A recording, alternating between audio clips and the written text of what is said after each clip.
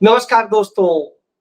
जो पुलवामा के पर हुए आतंकी हमले पर राष्ट्र को संबोधित न कर सका हूं, जो चीन में गालवान में चीनी हमले में मारे गए सैनिकों, शहीद हुए सैनिकों पर कोई भी राष्ट्र को संबोधन न दे सका हो, जो किसानों 750 किसानों की मौत पर राष्ट्र को संबोधित न कर सका हो, जो मणिपुर में लड़कियों की नग्न परेड पर भी शर्मिंदा ना हुआ हो और उस पर भी राष्ट्र को संबोधित न कर सका हो, जो पहलगाम में हुए आतंकी हमले पर भी राष्ट्र को संबोधित न कर सका हो, और जो ऑपरेशन सिंदूर के सीज फायर पर भी राष्ट्र को संबोधित न कर सका हो, जो ट्रंप के भारत की संप्रभुता पर हमला करने पर राष्ट्र को संबोधित न कर सका हो, जो भारत में ऊर्जा संकट पर राष्ट्र को संबोधित न कर सका हो, जो केरल, हिमाचल, उत्तराखंड समेत देश के तमाम पहाड़ी राज्यों में आए प्राकृतिक आपदा में मरे सैकड़ों नहीं हजारों लोगों के मामले में देश को संबोधित न कर सका हो, जिसने नोटबंदी, जीएसटी, लॉकडाउन लगा करके लाखों उद्योग, करोड़ों लोगों को बेरोजगार और सब कुछ करने पर भी राष्ट्र को संबोधित न किया हो, वो अब राष्ट्र को संबोधित कर रहा है, बीच चुनाव में कर रहा है, हर चुनाव आचार संहिता का उल्लंघन उड़ाते हुए कर रहा है और घड़ियाली आंसू बहा रहा है। जी हां, यह कुकर्म कोई और नहीं कर सकता नरेंद्र मोदी के सिवा। तो वो नरेंद्र मोदी है।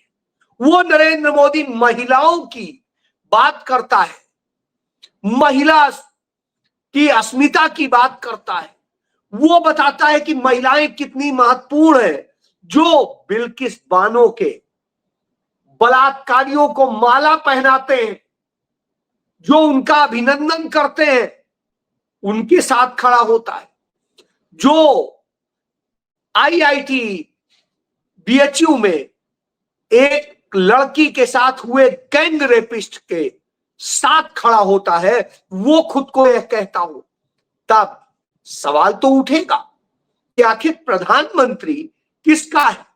ऐसा प्रधानमंत्री है कि उसकी सरकार में मंत्री रहे, जो उसने जिस तरीके से मुजफ्फरनगर में उसके बेटों ने जिस तरीके से मुजफ्फरनगर में लड़कियों के साथ बदतमीजी की और न जाने क्या क्या अपराध कर दिए। सोचिए आप, उस संजीव बालियान के लड़के को चंद मिनट में एक एग्जीक्यूटिव मजिस्ट्रेट के सामने पेश करके और छुड़वा दिया जाता है, बचा दिया जाता है। वहां आदित्यनाथ का यमराज खड़ा नहीं दिखाई देता है कि कोई भी किसी लड़की को छेड़ेगा तो अगले चौराहे पे यमराज मिलेगा, उसे यमराज नहीं मिलता है।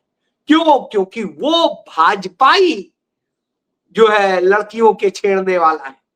भाजपाई बलात्कारी होगा तो भी तकलीफ नहीं होगी, लेकिन तकलीफ होगी अगर कोई व्यक्ति झूठ भी फंसा दिया जाए मगर वो किसी दूसरे का हो जिसका कोई कनेक्शन ना हो। जी हां, अपने आप में यह बेहद शर्मनाक, इससे ज्यादा शर्मनाक स्थिति कोई नहीं होगी, क्योंकि यही हो रहा है। सबसे बड़ा पाप हो रहा है जब लड़कियों, महिलाओं, तमाम महिलाओं, सैकड़ों महिलाओं के साथ रेप करने वाले, उनके यौन शोषण करने वाले उस नासिक के तथाकथित, क्या कहेंगे, ज्योतिषी, आचार्य, कुछ भी कह लीजिए, उस खराब के बारे में खुलकर बोलने वाली उस महिला जिसने साहस के साथ उसके खिलाफ गवाही दी और पकड़वाया, उसको उसके पति डॉक्टर जितेंद्र समेत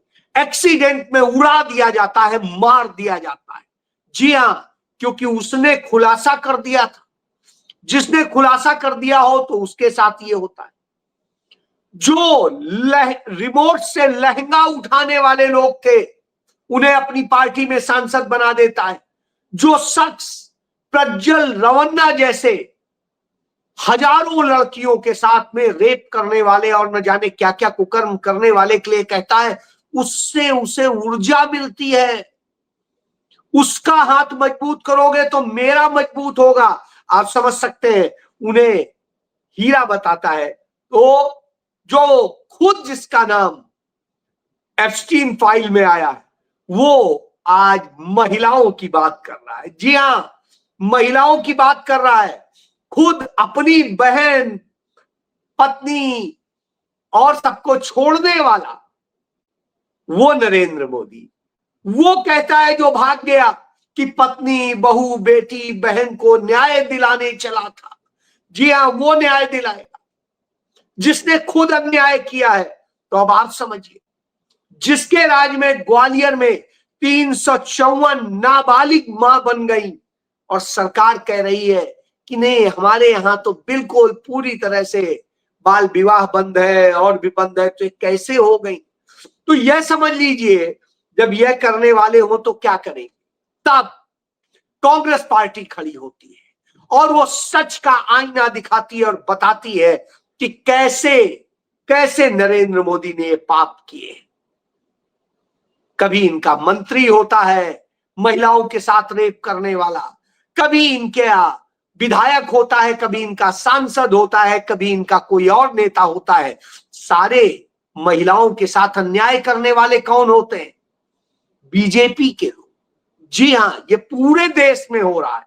और जब पूरे देश में हो रहा हो तो समझिए, महिलाओं को बेवा बनाने के लिए जिस आदमी ने काम किया हो, ऐसी हरकतें की हो कि हम चुनाव जीत जाएं, तो पुलवामा के शहीदों के नाम पर वोट मिल सकता है क्या?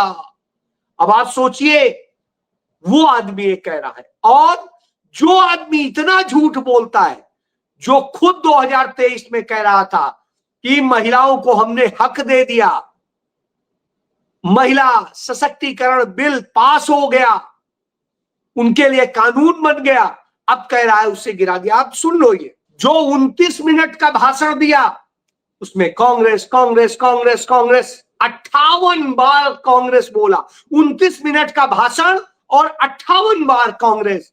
तो अब आप समझिए, इतना फ्रस्ट्रेटेड है जो व्यक्ति, वो आदमी जो बलात्कारियों के साथ खड़ा होता है, वह आदमी जिसके राज में उसकी सांसद, मंत्री दूसरों के पतियों को चुरा लेती हैं।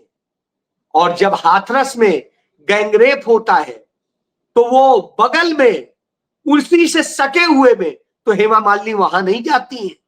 उस समय की तत्कालीन महिला बाल विकास मंत्री स्मृति ईरानी वहां नहीं जाती हैं। और यही नहीं, इसके अलावा चाहे जहां हो, उन्नाव हो, लखीमपुर खीरी हो, इलाहाबाद हो, जो है प्रयागराज हो, या आप वो कह सकते हैं अयोध्या हो, फैजाबाद हो, कहीं कह लीजिए, कहीं जाती है क्या? कहीं वो दिखाई दी है कि महिलाओं के लिए खड़े हो? नहीं। अब उन सब को महिलाएं याद आ रही, जिन्होंने महिलाओं के लिए कुछ नहीं किया, महिला हो करके महिलाओं के लिए कलंक साबित हुई, उनके न्याय के लिए कभी नहीं खड़ी हुई। वो अब राहुल गांधी का पुतला जला रही, कांग्रेस पार्टी का पुतला जला रही, और कांग्रेस पार्टी का वह झंडा जिसने देश को आजादी दिलाई, सब कुछ दिलाया, उसे जला रही। तो अब आप सोच लीजिए, वह स्थिति हो तो आप क्या कहेंगे? इस स्थिति में लाके भारत को खड़ा कर दिया है। यही नहीं, आज राष्ट्र के नाम संदेश दे करके नरेंद्र मोदी ने भारत के निर्वाचन आयोग को भी नंगा कर दिया है। बता दिया है कि चुनाव आयोग असल में हमारा गुलाम है, उसकी औकात नहीं है कि हमसे कहे कि बीच चुनाव के दौरान आप राष्ट्र को कैसे संबोधित कर रहे हैं। इसका चुनाव पर प्रभाव पड़ेगा नहीं, कहीं पर भी लेवल प्लेइंग फील्ड नहीं है, हर जगह पक्षपात की सरकार। जी, जब यह सरकार हो तो सवाल तो बनना चाहिए था, तो बना। कांग्रेस पार्टी की महिला विंग ने जिस तरह से महिलाओं के अधिकार नरेंद्र मोदी ने छीने, जब 2023 में सर्वसम्मत से यह पास हो गया था बिल कि यह अधिकार मिलना चाहिए और यह अधिकार महिलाओं का है कि आज से ही उन्हें रिजर्वेशन मिले, तो नरेंद्र मोदी ने वह रिजर्वेशन उन्हें नहीं दिया, उनके हक छीने। यह स्थिति हो तो अब आप सोचिए कि जो हक छीन रहे हो वो ये कहते हैं, और उसके बाद गोदी मीडिया क्या कहता है? गोदी मीडिया कहता है अरे कांग्रेस ने, विपक्ष ने महिला बिल गिरा दिया, महिला आरक्षण गिरा दिया। महिलाओं को आरक्षण 2023 में ही मिल चुका था। यह बात मैं बार बार बताता हूं और यह बात हर बार प्रूव होती है। तो अब आप ये समझ लीजिए, तो वास्तविकता क्या थी? ये सिर्फ द हिंदू ने लिखा है कि United opposition defeat delimitation bill. तो डिलिमिटेशन बिल को उन्होंने डिफीट किया है, ना कि उन्होंने महिला बिल गिराया। लेकिन इस देश का 99% मीडिया वह झूठ फैला रहा है जो बीजेपी फैलाना चाहती है। जी क्यों? क्योंकि बीजेपी का झूठ से ही सब कुछ नाता है, और जब झूठ फैलाया जा रहा हो, इस तरह बरगलाया जा रहा हो और देश के साथ धोखा किया जा रहा हो, तो निश्चित रूप से दुर्भाग्यपूर्ण होता है। जो काम किया है कांग्रेस ने वो ये किया है कि लोकतंत्र की रक्षा की है उसने। परिसीमन को लेकर नरेंद्र मोदी ने जिस तरह से साजिश रची, उस साजिश को नाकाम किया है कांग्रेस ने, और कांग्रेस ने बताया है कि सच क्या है और झूठ क्या है। जी उसने झूठा नहीं दिया कि आपको आरक्षण मिल गया है, नहीं मिला है, क्या है। उसने आरक्षण दिलाने की बात की, उसने कहा आरक्षण दीजिए। जी हां, मणिपुर में आपको देखना चाहिए, मणिपुर में जिस तरीके से लगातार महिलाओं के साथ, सबके साथ में घटनाएं हो रही है, तो चिंताजनक है। वहां के लोग प्रोटेस्ट कर रहे हैं कि नरेंद्र मोदी आप ये क्या कर रहे हो, झूठ बोल रहे। ये है, और ये महिलाएं हैं, इन महिलाओं को इस तरह विवश होना पड़ रहा है न्याय के लिए। यह स्थिति है।